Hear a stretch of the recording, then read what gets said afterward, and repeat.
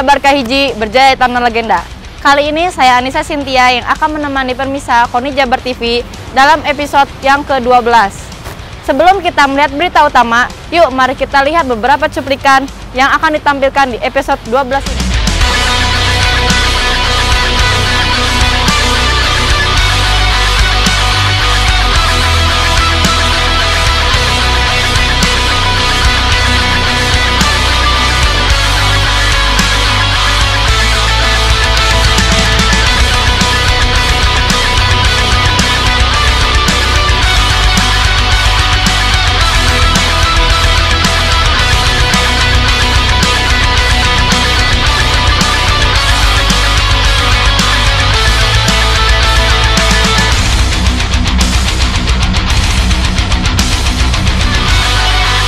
Atletik Jawa Barat untuk nomor sprint, lari gawang, dan estafet akan melakukan pemusatan latihan lapangan Stadion Pakansari Kabupaten Bogor mulai Juni mendatang.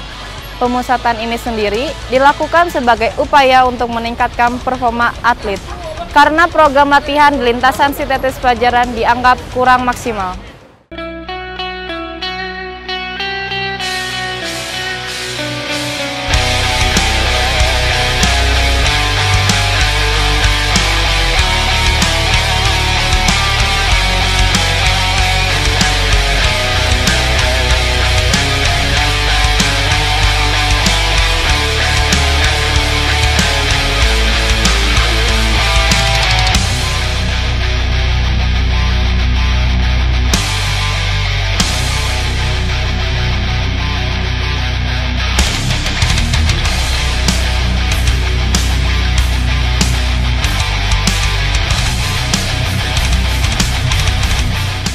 Dipindahkan TC-nya ke Bogor adalah para sprinter, kemudian nomor-nomor teknik seperti lari gawang 110, 100 gawang dan 400 gawang, kemudian estafet. Hal ini dipindahkan di sana karena di Stadion Pakansari itu terlalu ramai. Di sana nanti pada awal Juni. Kenapa awal Juni? Karena pada tanggal 17 sampai 18, 19, 20 sampai 22 itu ada Laskar Pelangi Open. Jadi semua ditesekan dulu di sini. Setelah Laskar Pelangi Open selesai, awal Juni kita pindah ke Bogor. Nah, ini akan diajukan ke KONI, sudah ngobrol dengan Satla, siap mendukung. Kemudian saya sudah mencari tempat di sana, di rumah yang akan dikontrak. Itu kira-kira 3 kilo atau 3 kiloan lah dari stadion ke mes itu, ke rumah yang akan dikontrak tersebut. Kalau cari hotel banyak, tapi ya karena kosnya terlalu mahal. Nah, kita siapkan di sana karena di sana juga Papua sudah ada di sana, DKI juga sudah ada di sana. Kemudian pelatnas yang senior sudah pindah ke Bogor. Kita tinggal memanfaatkan waktu, situasi dan kondisi. Kita akan segera ke Bogor.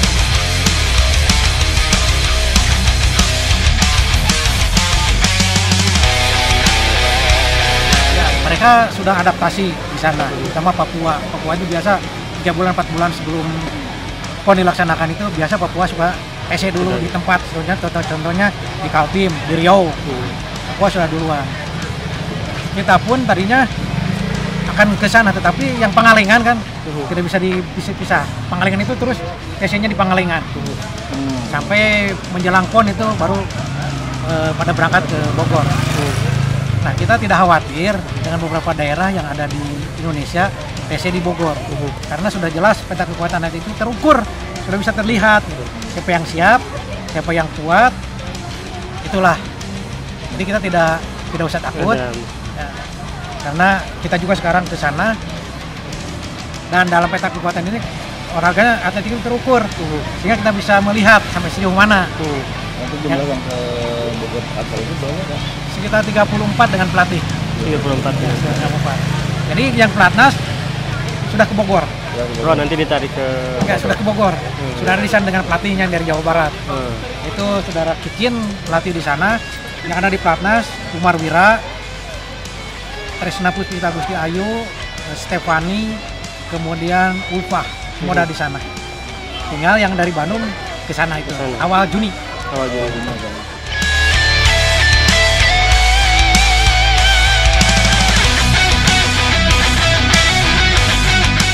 di Bogor itu ada dua. Satu Stadion Pakansarinya, stadion utama. Keduanya ada stadion atletik tempat pemanasan untuk PON. Yaitu diberikan kepada pemerintah itu kepada pasinya. Jadi latihan semua di situ.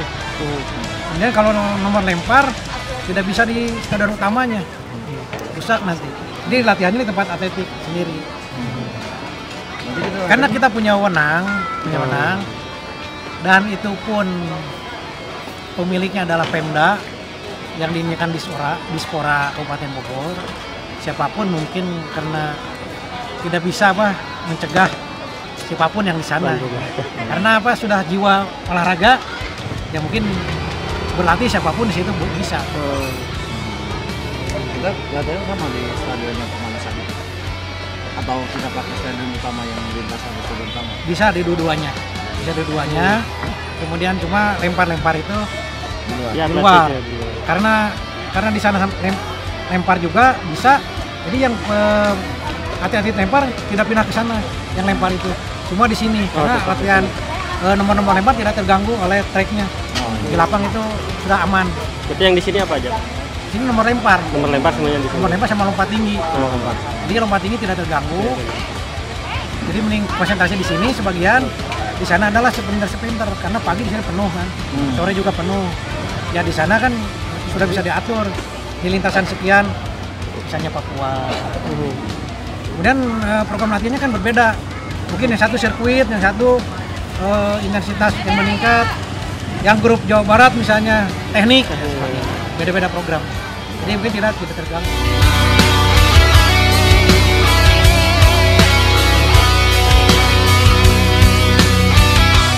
Di bulan Juli sudah ke puncak kedua sebelum ke PON. Nah disitulah targetnya sudah ditentukan, ini harus bisa menghasilkan prestasi sekian meter misalnya, atau waktunya sekian detik, sekian menit. Besok hanya evaluasi hasil latihan. Evaluasi program, hasil latihan, yang mana setelah atlet itu mau memerlukan tryout. Hanya kita kebagian satu kali. Atletik itu jadwalnya. Karena Jatim Open kemarin tidak ikut, kita konsentrasikan semua di Pasca Pelangi. Yang keduanya mungkin nanti di bulan Juli saat Jabar Open kalau terlaksana. Oh, ada Jabar. Kalau yang ke Taiwan apa? Ke Taiwan itu nomor-nomor lempar. Di antaranya satu dudung, nomor lentar martil. Kemudian Tresna Putista Putri Ayu, nomor lentar martil putri. Eki Febri tolak peluru putri. Dian Kartika lempar lembing putri. Kemudian Neneng Puspita Putri Ayu, Neneng Risma lempar lembing. Ditambah satu lagi. Haris nggak jadi. Ini nomor lempar semua. Yang diperkirakan ditargetkan dari emas. Yang di Lasna Pelangi itu nanti ada daerah lainnya ikut ya? Menurut informasi itu hampir seluruh daerah ikut.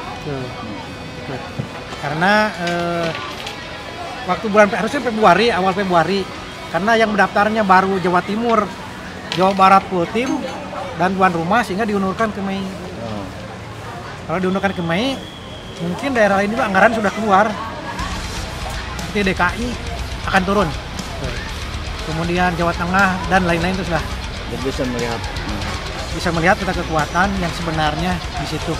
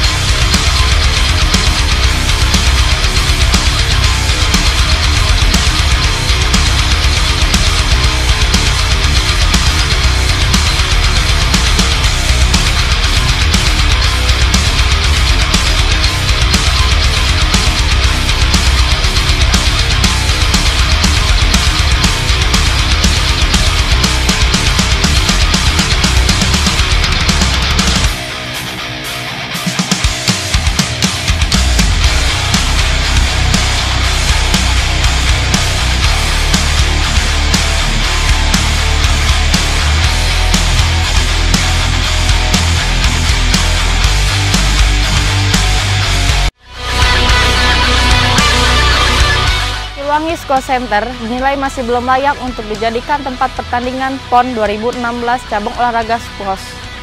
Kondisi lapang yang masih sesuai dengan standarisasi membuat venue squash tersebut tidak dapat digunakan hingga perbaikan dilakukan sampai dianggap ideal.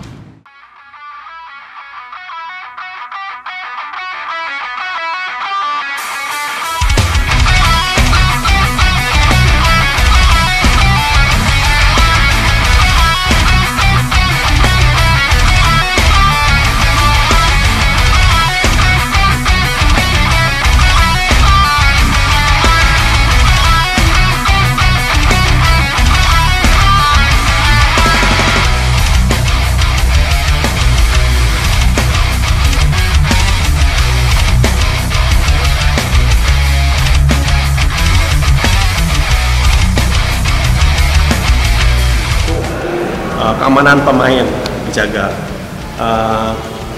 ukuran-ukuran, lalu perataan dinding depan maupun lantai harus rata betul.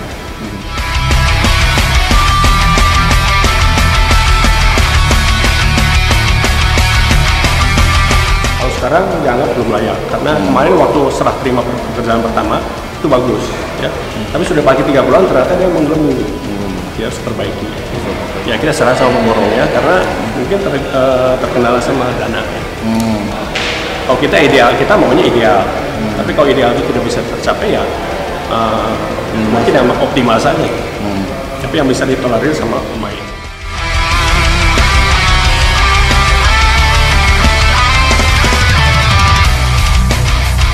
Kalau mau sempurna ya penerangan ganti semua, lampunya aja. Ya. Lalu lantai diperbaiki, dinding muka juga diratakan, lalu garis-garis juga kita ganti dengan warna merah muda karena harus kontras dengan bolanya. Ya ada detail-detail banyak, kita sudah kasih tahu sama.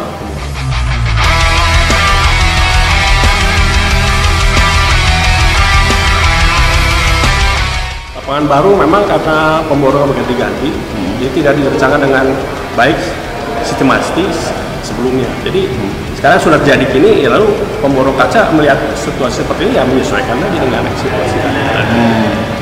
Jadi memang ada kerjaan-kerjaan yang tidak matching. Ya kita ya bisa usahakan yang optimal. Saya kira kita optimis saja lah. Artinya tuan rumah bisa menyiapkan lapangan yang baik.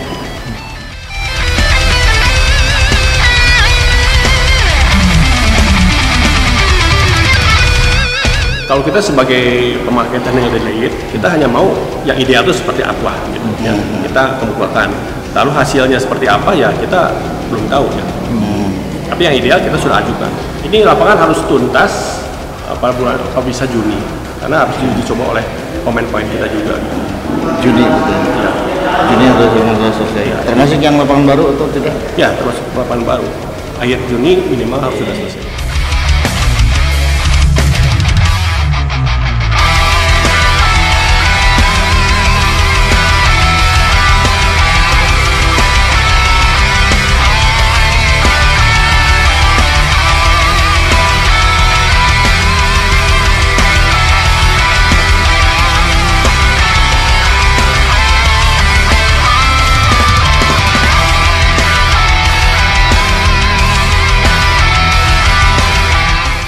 Puluhan atlet PON Jawa Barat 2016 terlibat dalam pembuatan video klip lagu Jabar Kaiji.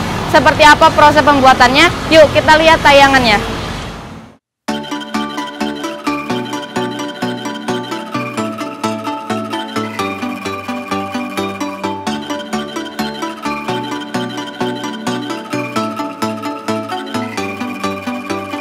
Kami insan olahraga pernah meraih prestasi.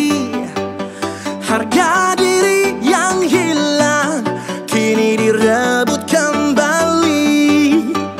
Modal, jujur, disiplin, berani pantang menyerah. Mari bersatu menggapai Jabar Kaiji.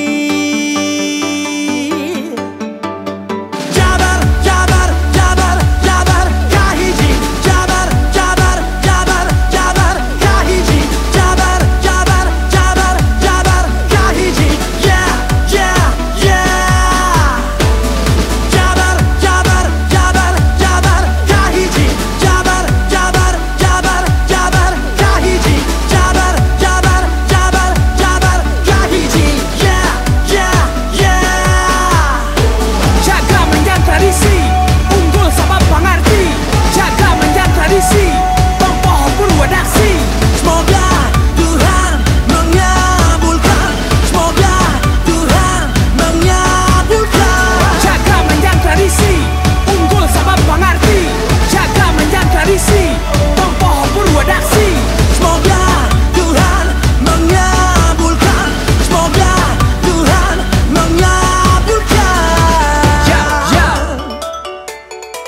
Yo, yo. Hayu warga Jabar sadaya, dukung atlet dan olahraga, sangkan Jabar jadi jawara sah Indonesia, tekad kuat tambah semangat, harga diri jadi durian, tanaga ngarah manfaat, bela bakti ke Jawa Barat, menang bati gede kawani, mupuk riksa kemampu diri, yakin bakal jadi persaksi wujudnya kalau macai.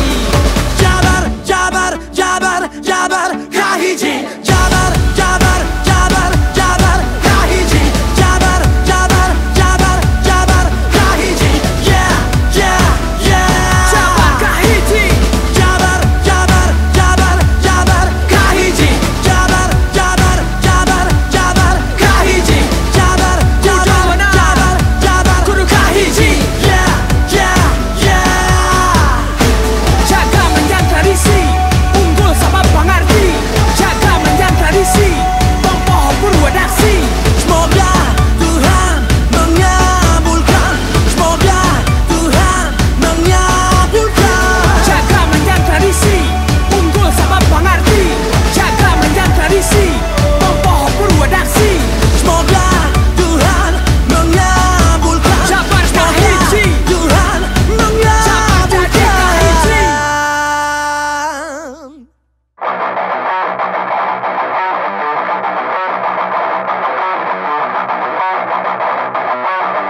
Ya kebetulan waktu itu orang dari pihak KONI menghubungi saya untuk mengerjakan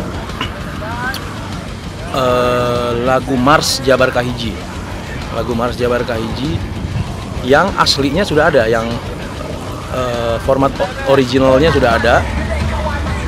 Pihak KONI meminta saya untuk mengaransemen ulang, jadi merubah total jadi lebih modern, lebih masa kini gitu. Itu awalnya. Terus saya langsung mengokekan. Udah, saya langsung kontak teman-teman saya kontak Pai, terus saya kontak Julian untuk video klipnya. Ya ini sekarang.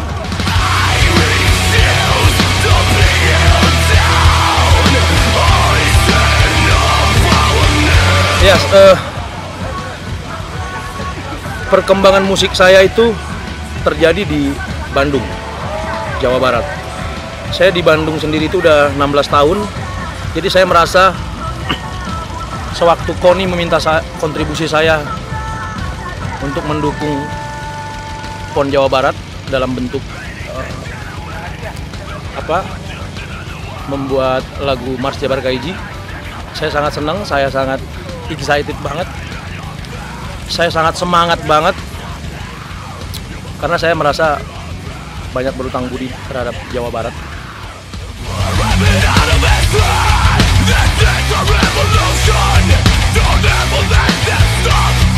Pesan khususnya sih ya seperti ini aja lagu ini. Jadi lagu ini kan Jabar Kahiji, isinya tuh kita dulu udah pernah dapat prestasi yang sangat besar di PON dulu.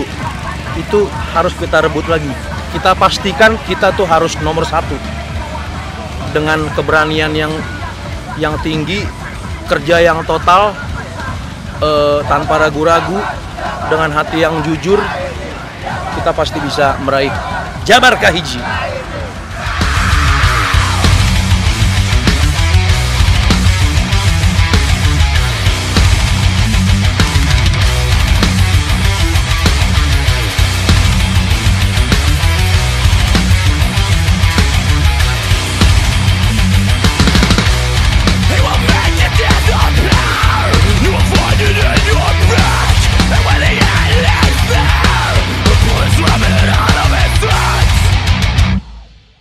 Ini adalah bentuk support dan bentuk dukungan dari KONI khususnya untuk mempersembahkan lagu kepada atlet-atlet Jawa Barat supaya di PON Jawa Barat 2016 ini tuh lebih semangat lagi untuk mengukir sejarah dan meraih piala, meraih medali ya.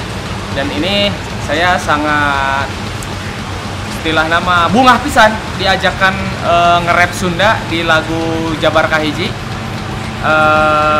Mudah-mudahan apa yang saya tulis di dalam lirik menjadikan penyemangat kanggo atlet-atlet Jawa Barat supaya jadi juara kahiji.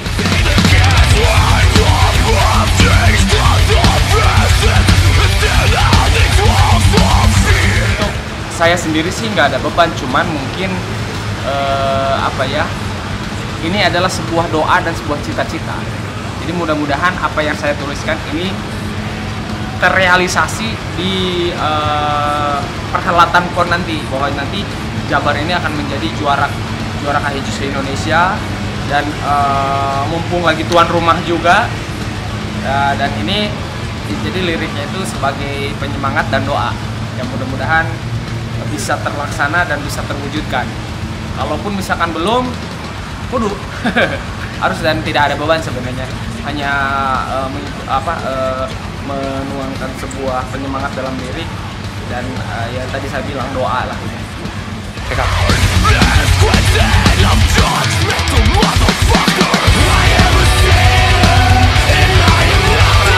Karena sebentar lagi kan bulan September udah mulai PON itu digelar. Jadi jaga kondisi, terus berlatih, dan jangan melakukan hal-hal yang bodoh. Hal-hal yang bodoh teh contohnya sudah persiapan lama, sabulan deui erek pertandingan cedera. Nah, jadi mohon jaga kondisi, terus berlatih, persiapkan sampai nanti PON itu digelar, dan jangan lupa minta doa ka indung bapak, ka keluarga, ka tetangga, ka sadayana. Itu jangan lupa berdoa ya, karena setelah kita berusaha, nanti yang menentukan adalah Yang Maha Kuasa, Yang Maha mengabulkan doa. Pun sakit itu abdi mah. Ebit yo. Peace. Assalamualaikum, sampurasun.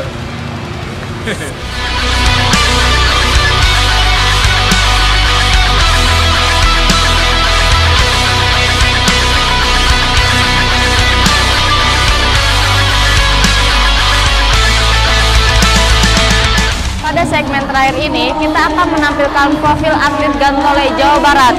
Siapa dia? Yuk kita lihat cuplikannya.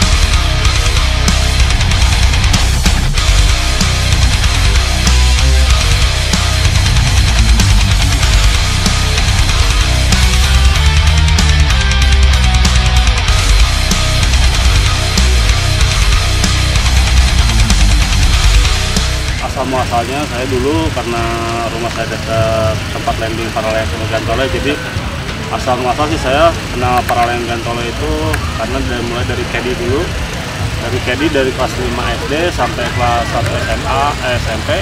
Nah, dari kelas 2 SMP saya terbang tanpa instruktur, terbang sendiri menggunakan alat punya IPTN Bandung, dan itu nekat saya. Akhirnya di 2005 saya ketemu dengan Kang Budi, dia sebagai instruktur saya, dan saya terbang sama Kang Budi dengan panduan Kang Budi. Setelah itu ya saya terbang mengikuti senior saya, ya belajar dari sport landing, kecepatan mendarat, dan saya belajar dari senior saya.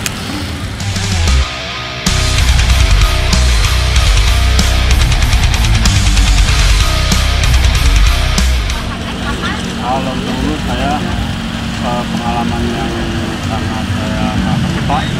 Saya pertama kali ikut kejuaraan kecepatan mendarat, kejuaraan nasional tahun 2005, langsung dapat juara 1.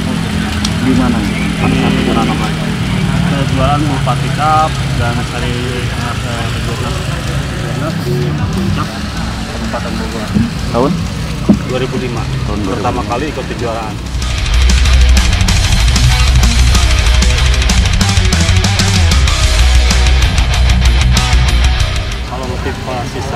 pokoknya saya pengennya giat berlatih dan berlatih terus, nyari pengalaman dari senior-senior tentang gimana cara terbang, teknik, sport landing, dan alhamdulillah di PON 2008 itu di Kalimantan. Dulu saya masih ikut ke Provinsi Banten dan alhamdulillah di PON 2008 saya dapat emas. Di 2009 saya mengundurkan diri dari Banten dan masuk ke Provinsi Jawa Barat.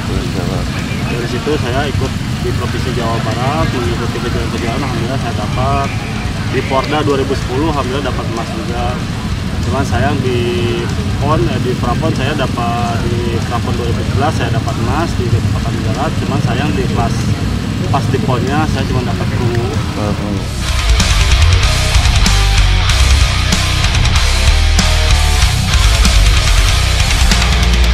Mungkin ya karena kan kalau gantole kita nggak bisa diprediksi karena 70% alam, 30%-nya aktif. Jadi kita tergantung sama cuaca dan kondisi alam sekitarnya. Jadi susah diprediksi, beda dengan atlet-atlet lain mengandalkan fisik, kalau kita mengandalkan alam.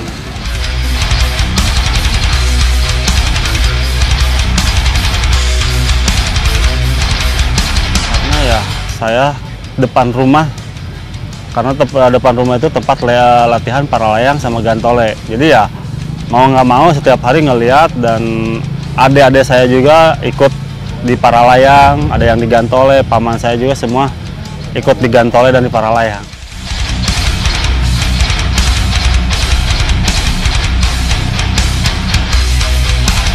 Nah, yang pastinya sih olahraga ini yang paling saya senangi ya, karena kita nggak fisik itu nggak terlalu ini ya, kita bisa menikmati keindahan kayak misalkan di Majalengka, di Puncak, di provinsi yang lain kita kejuaraan, jadi bisa melihat keindahan dari udara. Itu aja yang sangat tertarik. Jadi ya kita bertanding dan kita juga bisa rekreasi, bisa melihat keindahan-keindahan di mana kita terbang, disitulah yang kepuasannya.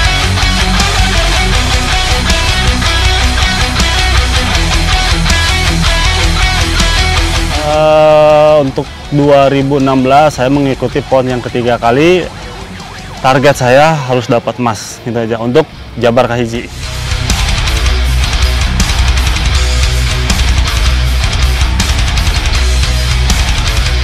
Ya, motivasi karena dari PON 2012 saya mengalami ya biar dapat perunggu ya.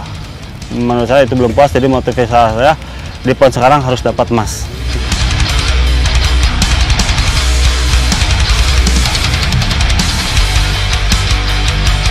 Kalau untuk persiapan saya kalau di ketepatan mendarat ya alhamdulillah tinggal sedikit lagi, cuman buat belajar di cross country saya masih kurang, mesti belajar lagi karena alatnya kan sekarang baru datang sama GPS segala macam belum ini. Terus di Batu 2 juga kemarin waktu di Prapon di cross country-nya saya alhamdulillah dapat perunggu, di sport landing-nya dapat emas, tinggal saya memperbaiki supaya lebih bagus lagi.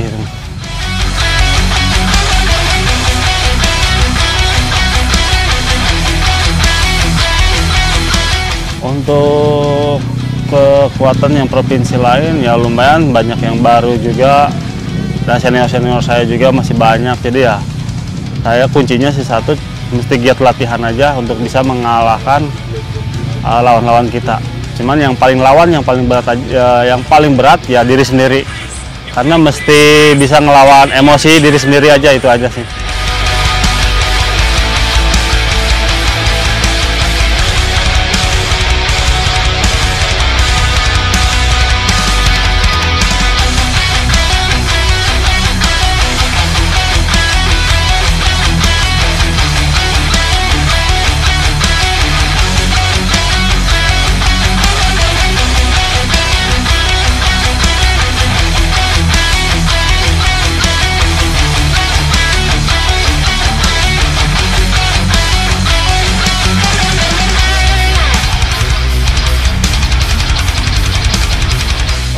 Untuk semua warga, khususnya Provinsi Jawa Barat maupun yang di mana, saya minta dukungannya Semoga saya di PON 2016 ini sukses dan membawa nama baik Jabar Kahiji.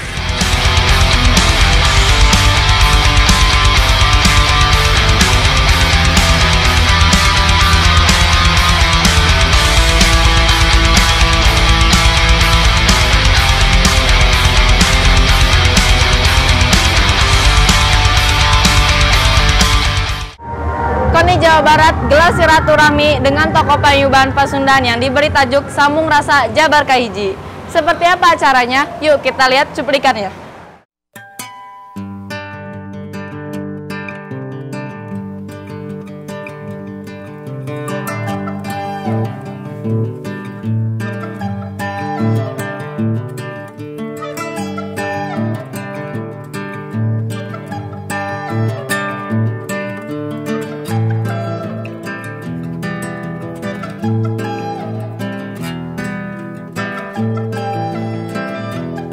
Jadi maksud dan tujuan Sambung Rasa ini tidak ada lain, yang paling memperkuat kami adalah silaturahimnya dulu.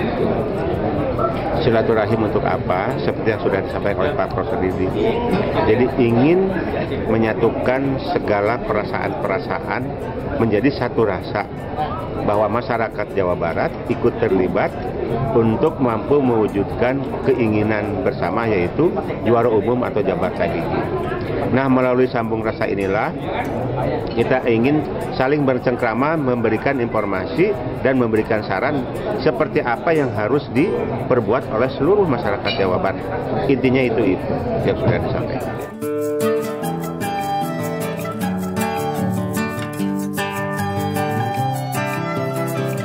Sebenarnya respon yang paling aktualisasi itu adalah sebelum hari ini yang sudah kita sampaikan, dan beberapa rekan-rekan ataupun para tokoh sudah memberikan pernyataan-pernyataan di mass media, dan malam hari ini respon itu cukup besar dengan kehadirannya yang luar biasa. Hampir 100% yang kami undang adalah hadir. Itu yang paling pokok. Kemudian yang kedua adalah memberikan saran-saran yang disampaikan kepada kami. Itu yang paling pokok.